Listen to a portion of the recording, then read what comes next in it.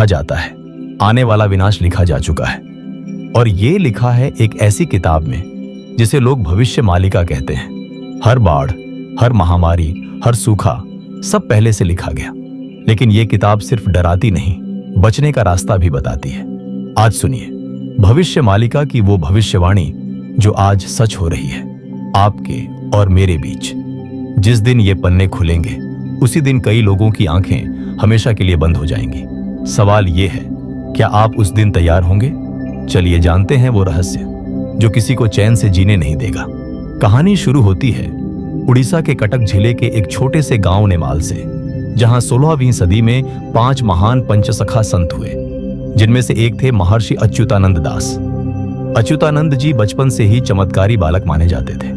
कहा जाता है कि उन्हें भगवान जगन्नाथ जी का आशीर्वाद प्राप्त था। वे अक्सर घंटों ध्यान में लीन रहते और परम ज्ञान को अनुभव करते। जब वे युवा हुए तब उन्होंने अपने शिष्यों से कहा, जो लिखा जा रहा है वो आने वाली कई पीढ़ियां पढ़ेंगी।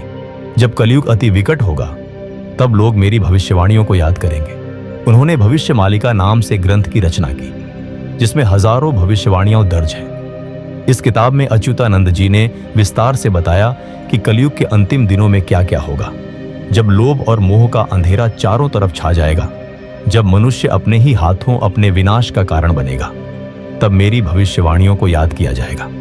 कहा जाता है कि उन्होंने भविष्य मालिका में अंग्रेजों के भारत आने, प्लास्टिक के बढ़ते उपयोग, मशीनों से खेतों के बर्बाद होने और यहां तक कि मोबाइल और इंटरनेट का भी उल्लेख किया।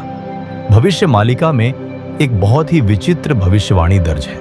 अच्युतानंद जी ने लिखा कि कलयुग में एक समय ऐसा आएगा जब मनुष्य भोजन उगाना छोड़ देगा, जमीन बंजर हो जाएगी, लोग भोजन के लिए मशीनों पर निर्भर होंगे, लोग अपनी संस्कृति और धर्म को भूलकर झूठे आडंबरों में फंसेंगे, गांव छोड़कर शहरों में बस जाएंगे। तब प्राकृतिक आपदाएं आएंगी, नदियां रुक जाएंगी, बारिश असमय होगी, कभी सूखा तो कभी बाढ़ आएगी। अच्युतानंद जी ने अपने शिष्यों से कहा था कि जो लोग सच्चे धर्म पर टिके रहेंगे वे चाहे जितनी भी कठिनाई आए सुरक्षित रहेंगे। उन्होंने कहा, श्री जगन्नाथ के नाम का स्मरण ही इस कलयुग में रक्षा करेगा। उनकी भविष्यवाणियों के अनुसार एक समय ऐसा आएगा जब धर्म और अधर्म के बीच युद्ध होगा, लेकिन अंत में सत्य की ही विजय होगी।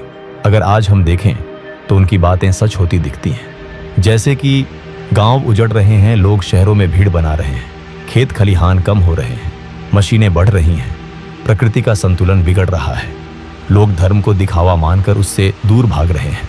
लेकिन अच्युतानंद जी का संदेश आज भी यही कहता है, सच्चे मन से ईश्वर का नाम लो, अपनी संस्कृति और प्रकृति को बचाओ।